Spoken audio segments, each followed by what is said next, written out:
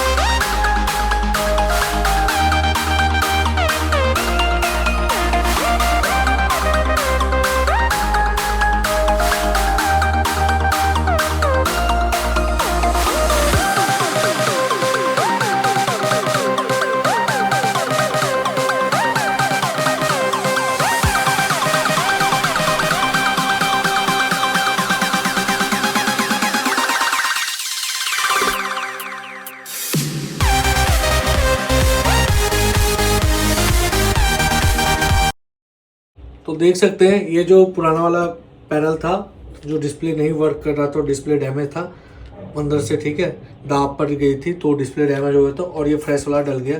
अब ये proper work कर रहा है, ठीक है। तो ऐसे ही कोई भी मैकबुक हो या लैपटॉप हो या मोबाइल हो तो इशू आता है, जैसे कि डिस्प्ले इशू आ गया, ठीक है, कीबोर्ड आ गया, बैटरी आ गया, डाटा रिकवरी का कोई दिक्कत आ गया, तो हमारे आर के मोबाइल पे आके विजिट करें, उसका सलूशन है। धन्यवाद।